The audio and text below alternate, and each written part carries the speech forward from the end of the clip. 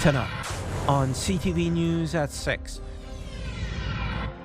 The two sides couldn't reach a deal. The members are ready to be there for how long it would take to reach a fair and equitable settlement. Faculty at Laurentian University are on strike.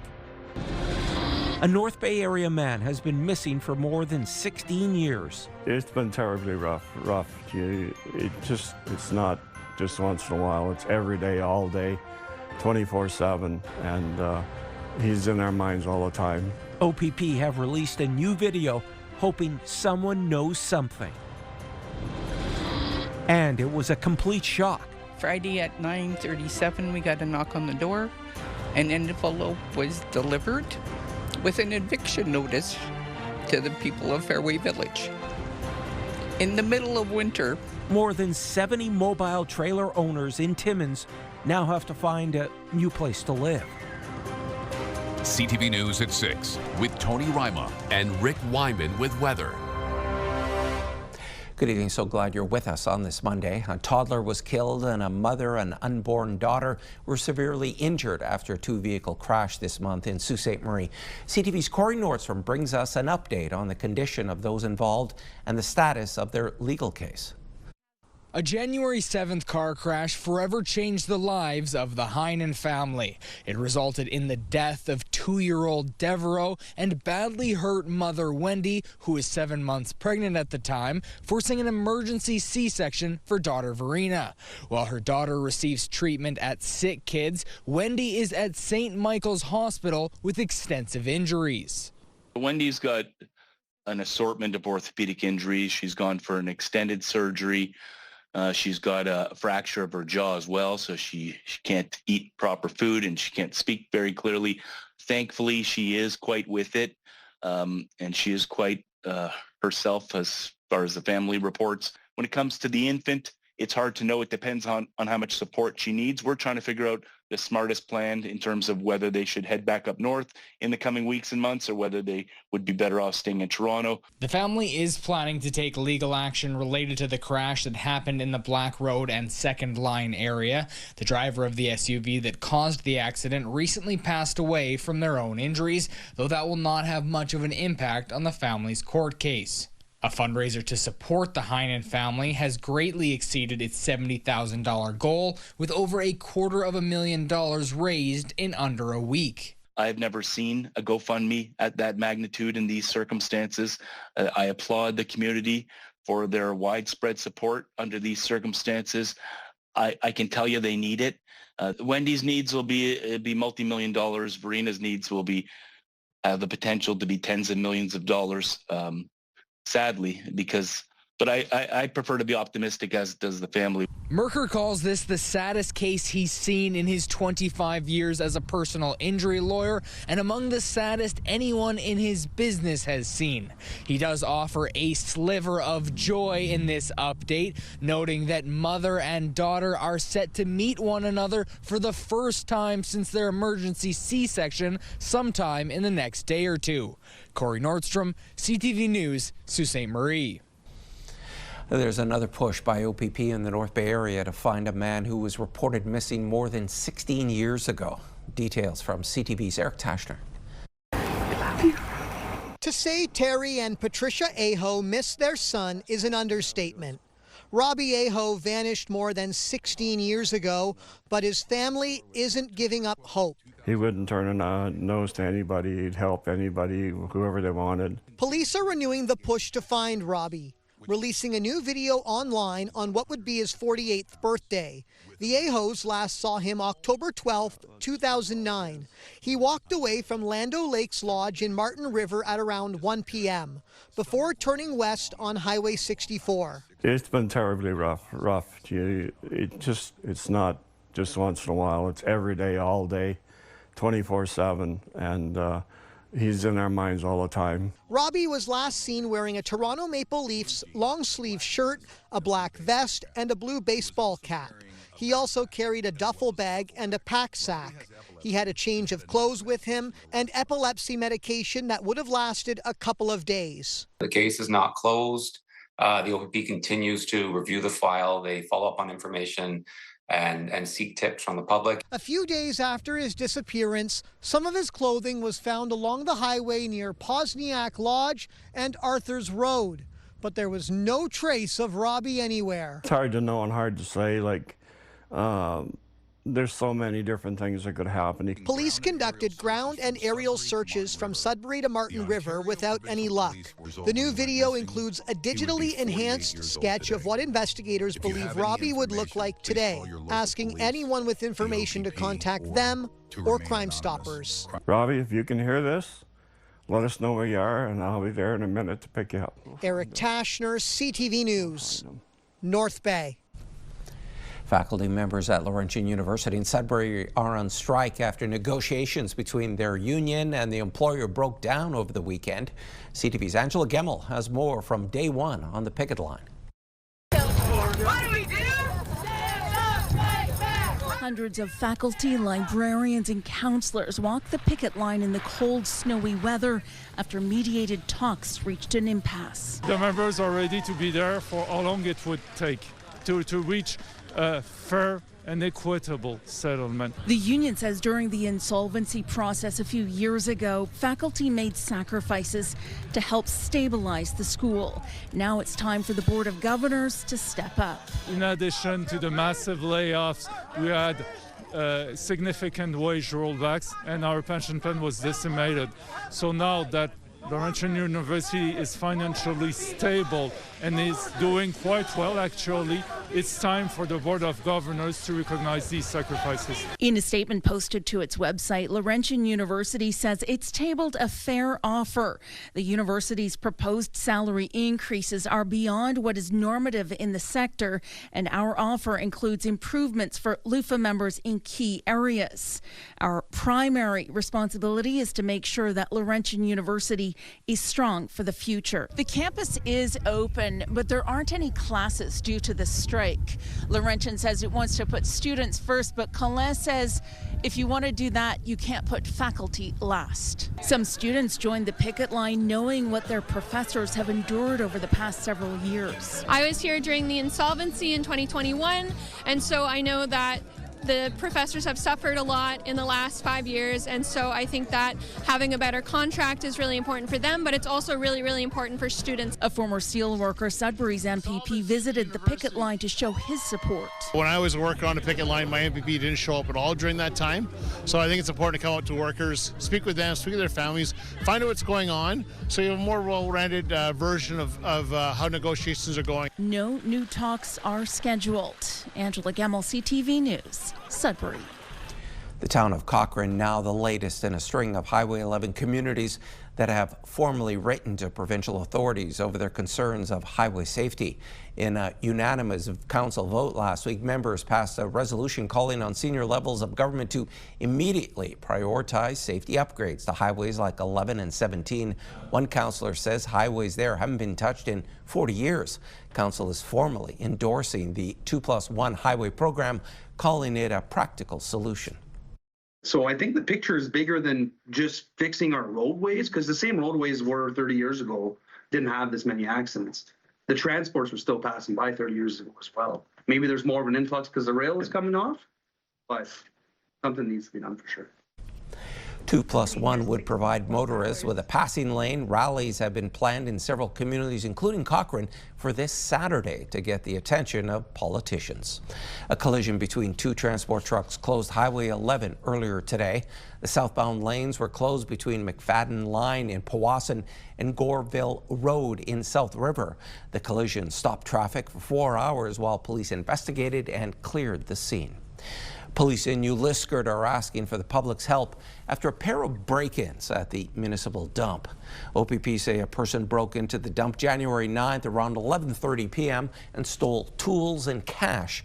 2 nights later, the suspect returned and stole electronic devices. Police say the suspect was wearing a green reflective construction jacket, black snow pants, and large winter boots. They say the suspect may have been riding an e-bike or bicycle.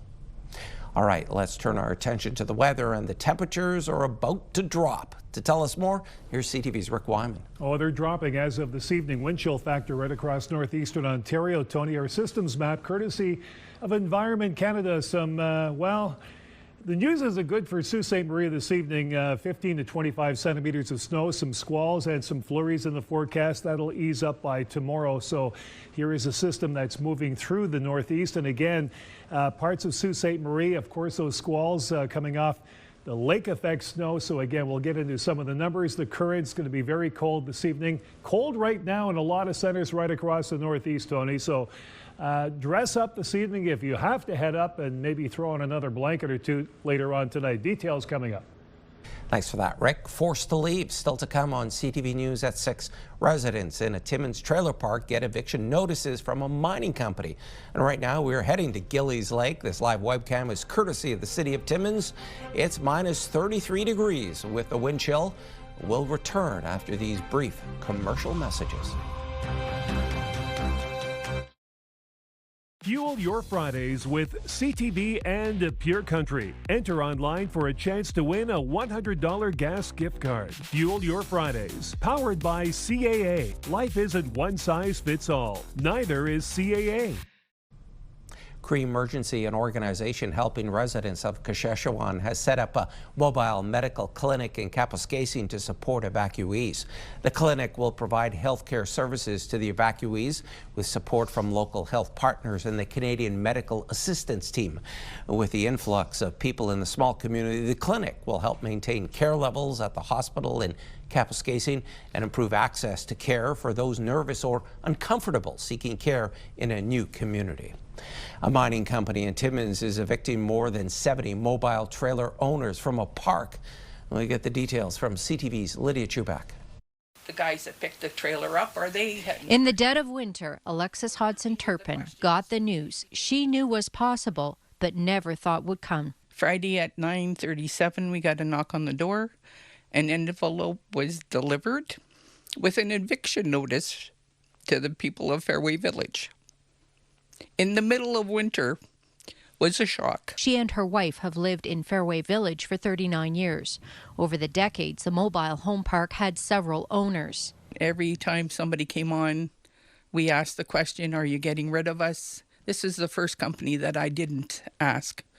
And it's kind of sad that I should have asked and I didn't.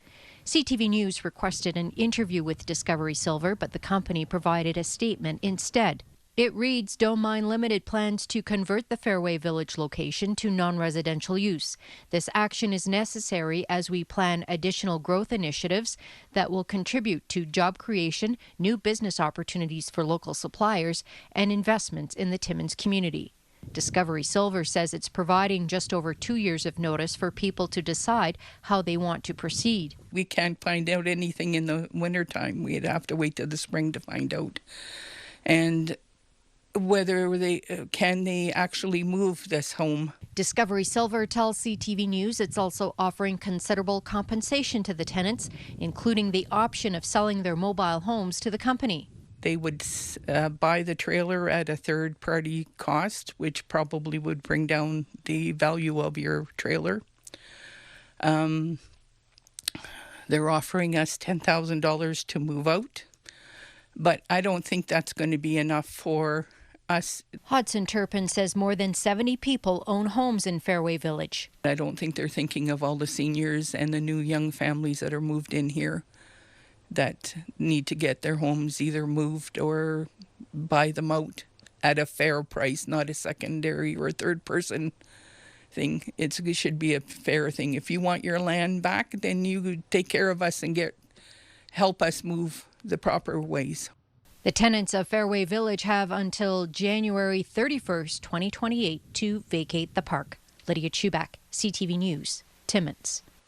Sault Ste. Marie Mayor Matthew Shoemaker released a statement this morning marking the end of an era.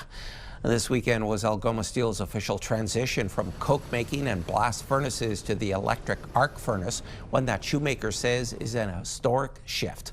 The new furnaces are cleaner and provide longer-term resiliency for the steelmaker, according to the mayor, but only if the federal and provincial provinces committed.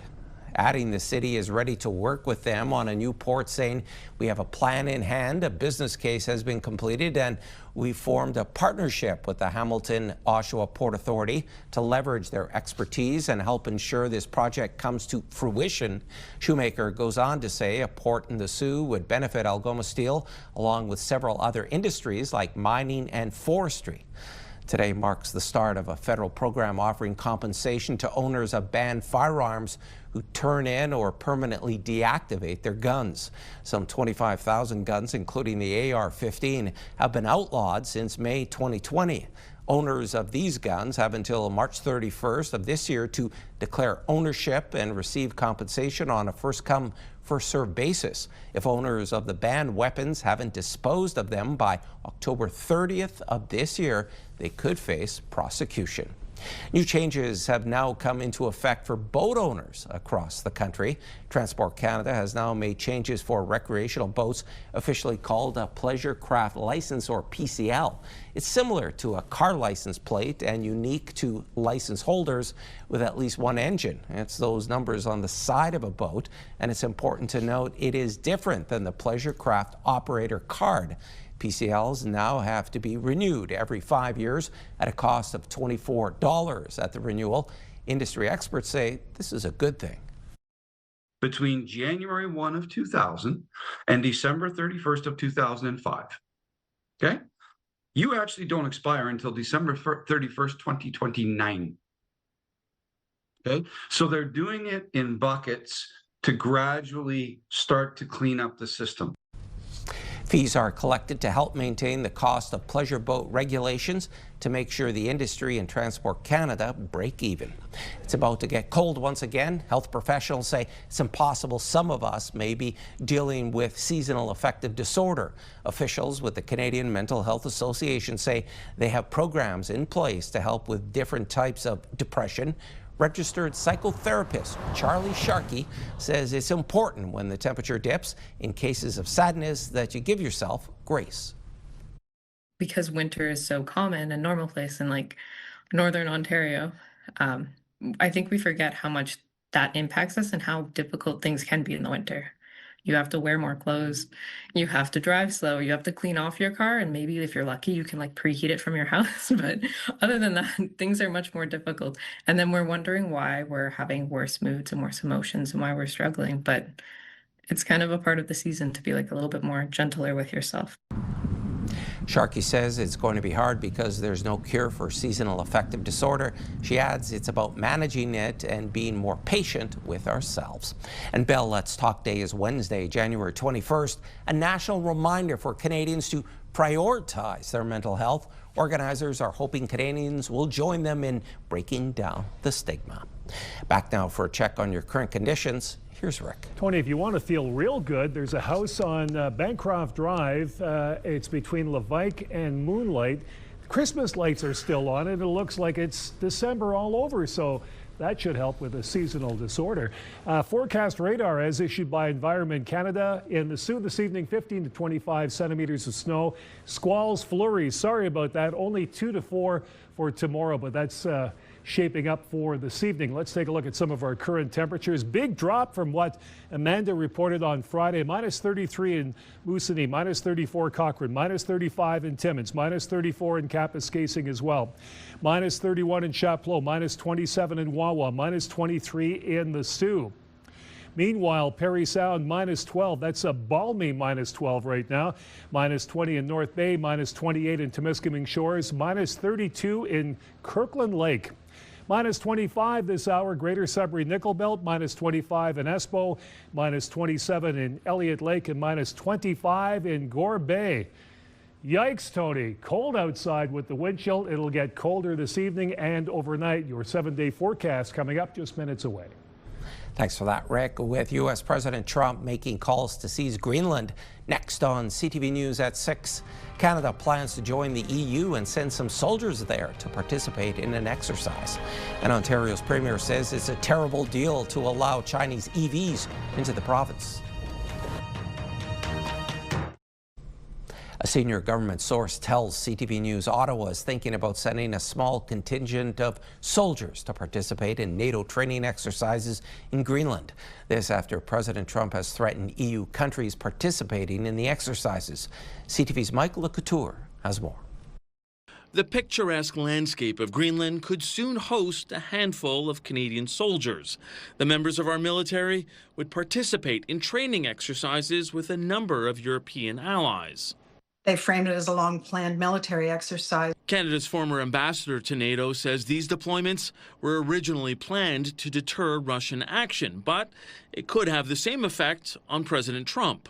Trump is taking it as a message, and perhaps, unspoken, the allies will think of that as a way of changing Trump's risk calculus. Canada's troop commitment would likely be less than the dozen soldiers Germany is sending to Greenland.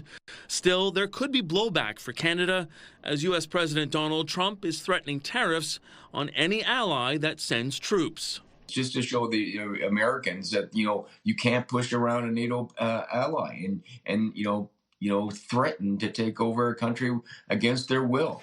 To minimize the political fallout, some suggest appealing to Trump in a different way. Try to turn the tables a little bit and say, let's all be in this together when it comes to the defense of the Arctic in North America, rather than make it appear as if somehow we're marshalling a force to defend Greenland from the Americans. NBC News is also reporting Trump is complaining to aides about Canada's vulnerability in the Arctic.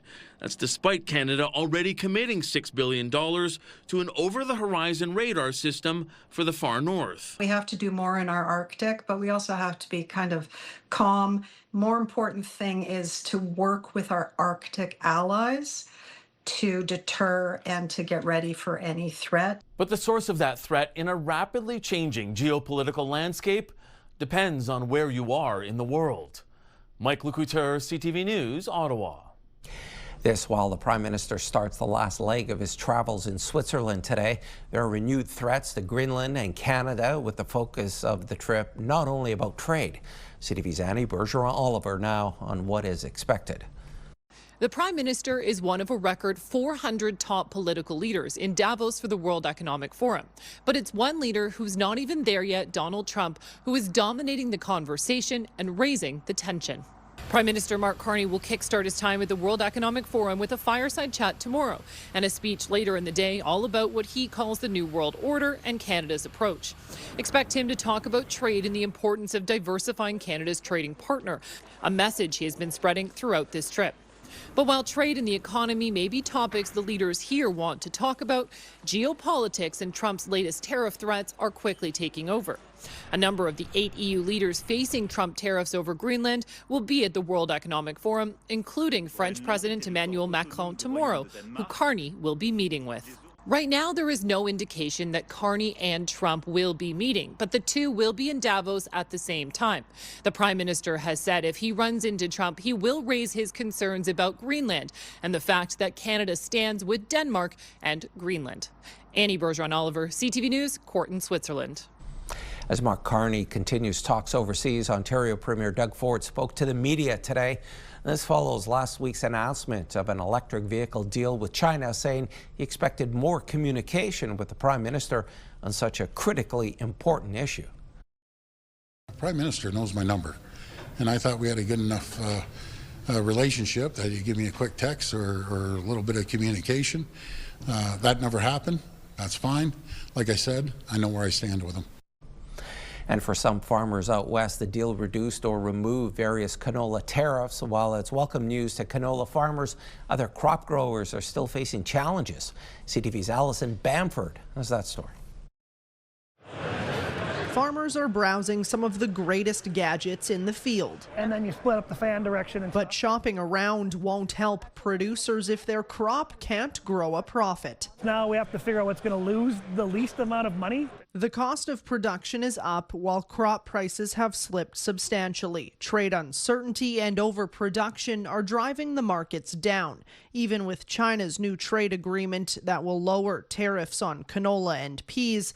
Losses on other crops like wheat, lentils, and barley could be huge. It could easily be $100 an acre. And $100 an acre on 10,000 acres is pretty easy math at $1 million.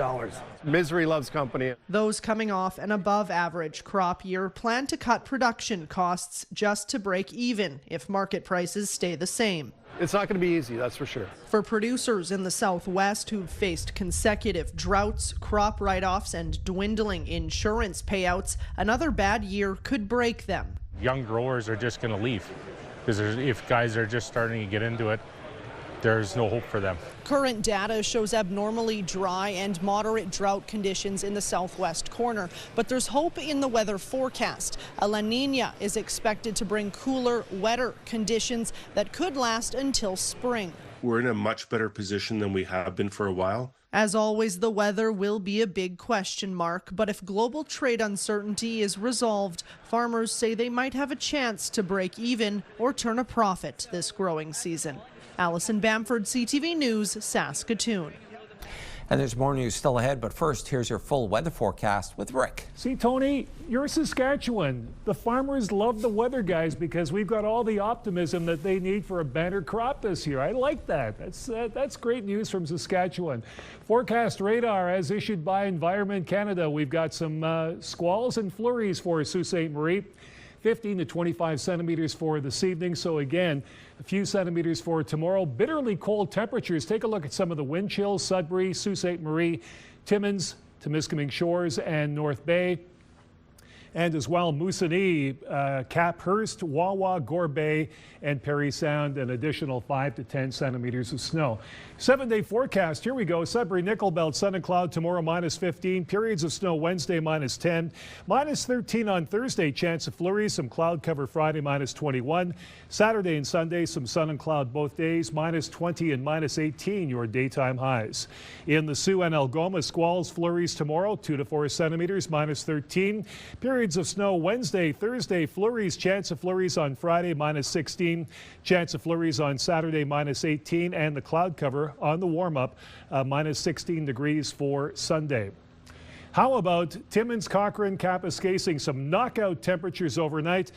We've got mainly cloudy skies for tomorrow, minus 20. Wednesday, chance of flurries. Flurries on Thursday, minus 18. Chance of flurries Friday, minus 23. Another minus 23 degree day on Saturday, sun and cloud. More sun and cloud Sunday at minus 22. But overnight, minus 31 on Thursday, 32, minus 32 Friday. And again, minus 30 on Saturday. So some bitterly cold overnight conditions. Temiskaming Shores, Kirkland Lake, sun and cloud tomorrow, minus 16. Periods of snow Wednesday, minus 12. Minus 15 Thursday with the flurries. Chance of flurries Friday, minus 22. And a couple of days of sun and cloud Saturday and Sunday, minus 23 and minus 20. Normally, you should be sitting at minus 10 for this time of the year this month. North Bay and West Nipissing, sun and cloud tomorrow, minus 14. Periods of snow Wednesday on the warm-up, minus 9. Then it gets colder again Thursday. Chance of flurries, minus 12. Even colder Friday, minus 19. Chance of flurries. And again, Saturday, Sunday, some sun and cloud. Both days, minus 19 and minus 18. And some bitterly cold overnight conditions, minus 28 degrees. How about today's pick of the day? Let's have a look. Charlene Daou, we've got this great shot here. We wanted to use this one because we've got some sunshine and some rather tranquil conditions. West Bay Lake Nipissing. Thank you. That's at the lodge over there. So, Charlene, thank you for this pick. Hopefully, we'll get another good pick for tomorrow, and it won't involve squalls or flurries. Still to come after the break, a familiar railroad train is going to be back on the rails very shortly. Madison will have that story coming up right after the break. A Windsor man who says he was left out of the winnings on a group lotto ticket has been awarded a settlement after suing for a share. CTV's Robert Lothian has his story. After the win, I became the Jeffrey Dahmer of lotto. And it's pretty hard to swallow. After a 4-year-long dispute over the winnings in a work lottery pool, Phil Sotzos feels a sense of closure. His legal battle against the other 16 members of the pool reaching a settlement this fall. I'm under an NDA, so I'm going to say this. I cannot tell you if I got money or not. I cannot say that. I can just tell you that we are settled.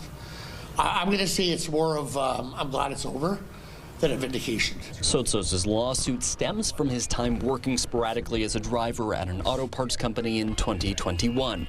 A member of a work lottery pool, he alleges keeping a tab wasn't uncommon. It's when I saw him, I paid him. Like I said, sometimes I wouldn't see him for a couple months and we would just keep a tab going. There was also times where I prepaid. That wasn't until one day he arrived at work with a pizza in hand. Walked in, gave him a pizza. I'm like, what's up, guys? And they kind of looked at each other. I kind of got a funny feeling about it. It's the way they looked at each other. Those looks were the result of the lottery pool winning a $1 million prize. Sotsos just didn't know it. I get back in my car. I get on my phone, hit Google, and the first thing that comes up, the guy eating the pizza, he's holding $1 million check.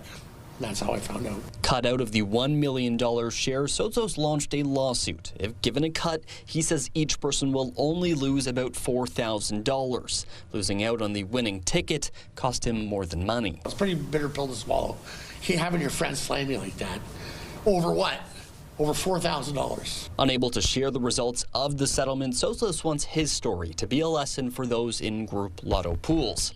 OLG offers an online tool for group play. For those using a more traditional method, they advise using a team coordinator, documenting the players, setting a deadline to play, and deciding how the winnings will be split. All of those are tools Sotsos wishes were included in his pool, a time in his life he's ready to move on from. I did what I thought was right. I'll take it to my grave that these guys knowingly cut me out. Robert Lothian, CTV News. As shopping trends change and consumer habits shift, shops in small downtowns like Gravenhurst are looking to pivot to draw in tourists and residents alike. CTV's Luke Samard has the details. Empty businesses in downtown Gravenhurst leading to empty streets in this tourist town. Now businesses are speaking out in hopes of bringing more local services to the core to fix that problem.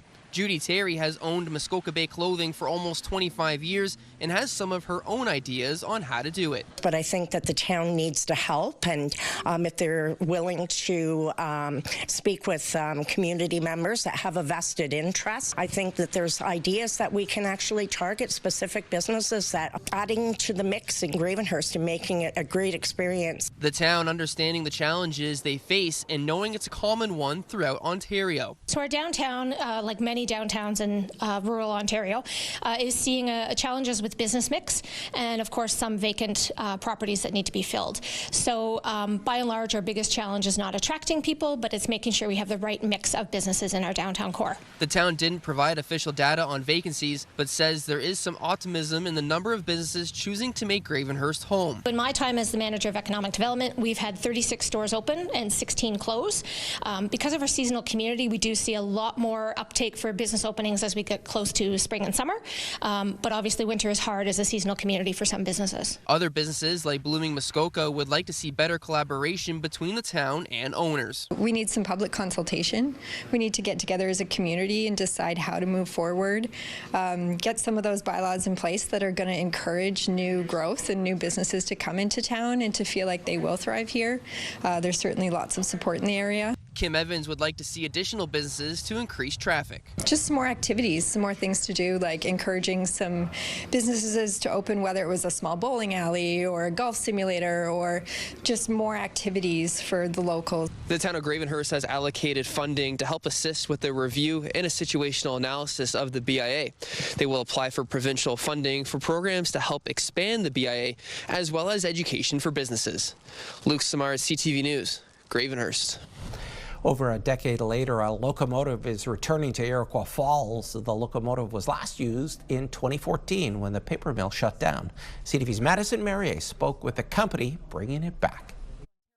Familiar change is happening in Iroquois Falls with the return of Locomotive DESX 1305. It's been over a decade since this train has been in Iroquois Falls. So just to have all the residents see this happening, and it's encouraging because we're going to be the build for the Moosonee Hospital is about to happen, and we're going to be the ones that supply the material to the Moosonee Hospital. I was waiting for some of the reconstruction of rail, and because it was finished in October, that kind of opened the gate for the locomotive to come back specifically on site under the new Abitibi Connects colors and with its renewed purpose. Many community members shared their happiness with the return, including the Minister of Northern Economic Development and Growth, George Peary, said the reinstallation of short-line rail access at the Abitibi industrial site marks a critical milestone in advancing long-term northern development. Our community is rebuilding itself, and our population even went up a little bit. We have a lot of new small businesses coming to town, so that's encouraging also.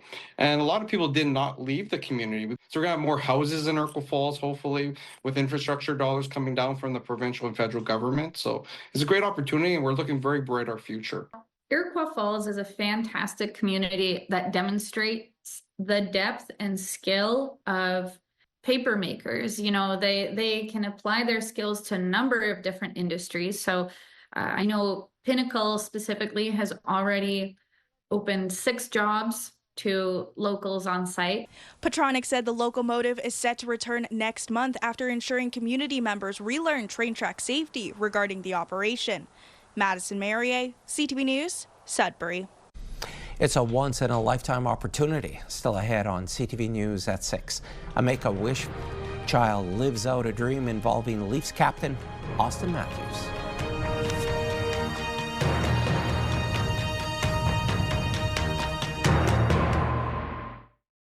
Clothing consideration provided by Fashion Fair. Beautiful clothing for today's woman, where quality makes the difference.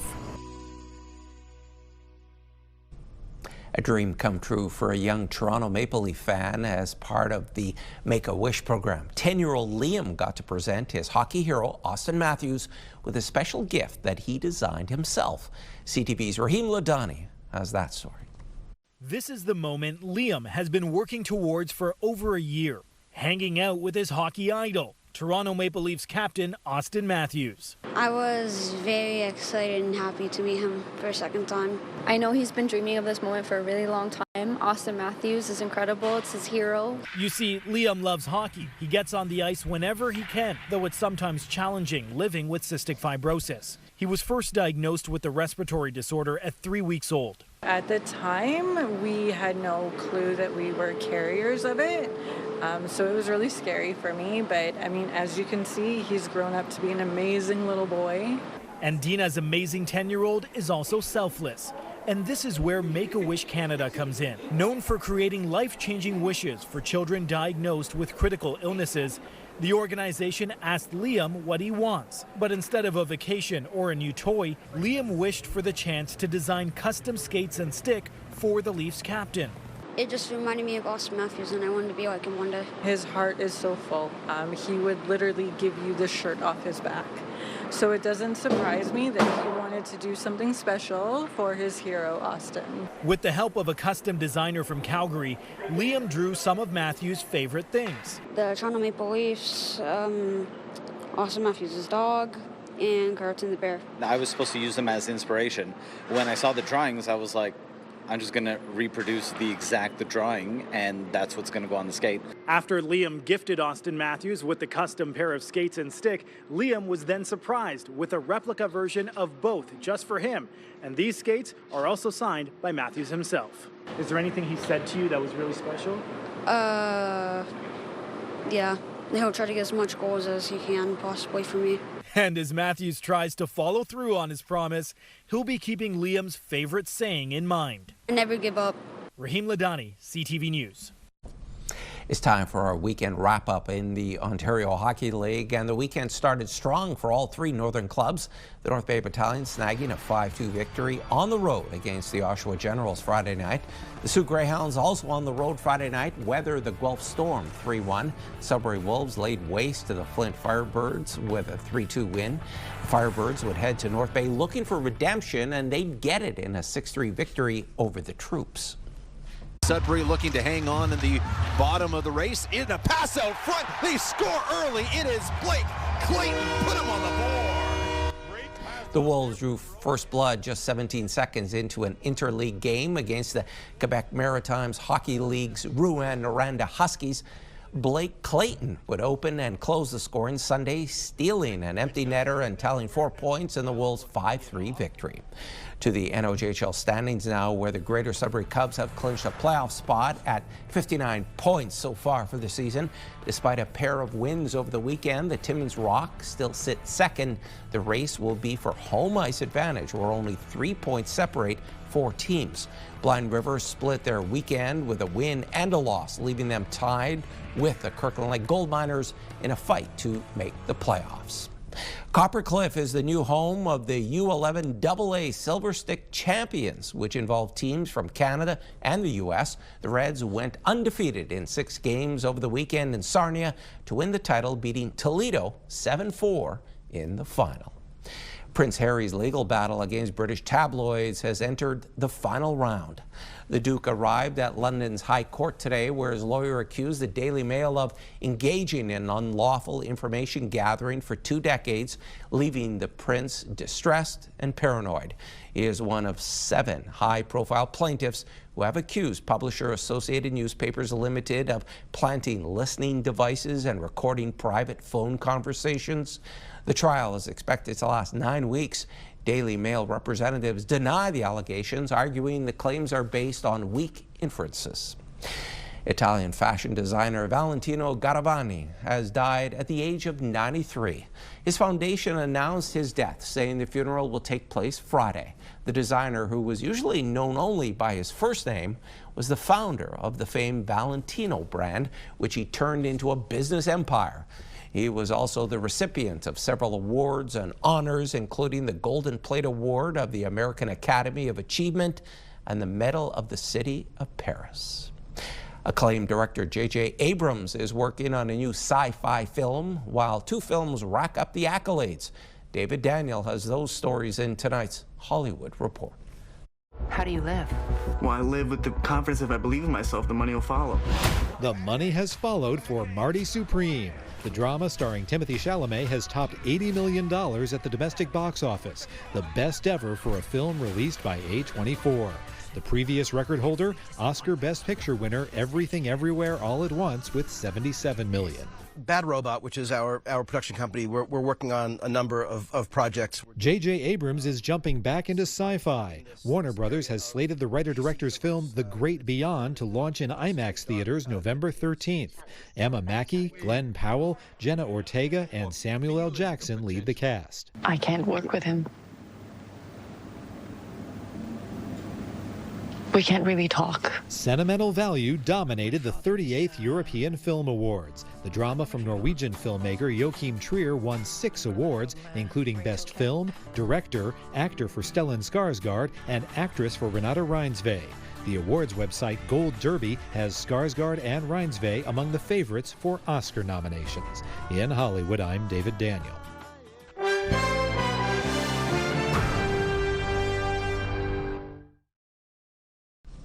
Sudbury-based Bestech has been sold to another Canadian company. Bestech provides mining engineering services like power systems, automation, and mechanical services to mining companies.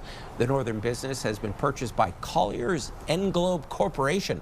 Englobe president Mike Cormier said in a news release today the acquisition will enhance Englobe's expertise and qualifications in a growing market. Bestech's senior team will play a key role in leadership going forward, according to the release. Bestech's president adding it's pleased to be joining forces with a respected global player. In December, inflation hit 2.4% year over year. BNN Bloomberg's Morella Fernandez has more on what led to the increase in prices. At the end of 2024, the federal government gave Canadians a break from paying the GST. Fast forward to a year later, and that's why Canadians are paying 8.5% more for meals at restaurants, while alcoholic beverages rose 6.5%. Toys and games are up 7.5%, and kids' clothing 4.8%. At the grocery store, coffee cost almost 31% more year over year. Beef, fresh or frozen, was up almost 17%. Here are the closing numbers for the day. The Canadian dollar is up to 72.11. West Texas Intermediate is up to 59.43. Western Canadian Select is up to 45.16. And the TSX gained 50 points for another record close. Those are your business headlines. I'm Marilla Fernandez. And here are the current prices for some key commodities. We watch gold up $74.50, closing the day at $46.70.93 U.S. an ounce. Silver up $4.20 to end the day at $94.33. Copper down 3 cents to $5.89, and nickel slipped 2 cents, ending the day at $8.11 U.S. a pound. And Rick is back now for one last look at your Tuesday weather. Oh, I get really weird feelings thinking about the increase in coffee prices, Tony. They've gone up crazily in the last year or so. Talking about an increase in, well, your temperature and your conditions for tomorrow, minus 15, you've got a wind chill as well overnight. Timmins more of the same, minus 20 with the wind chill as well. Across the night in Sault Ste. Marie, more flurries and squalls, minus 13. How about the temperature in North Bay, minus 14. Parry Sound, minus 8. And Temiskaming Shores, minus 16. Don't forget the wind chill. Bundle up. Be safe. Tony? Wow, that's cold. Thanks so much for that, Rick. And finally, some kids at McLeod Public School in Sudbury had a special visitor recently.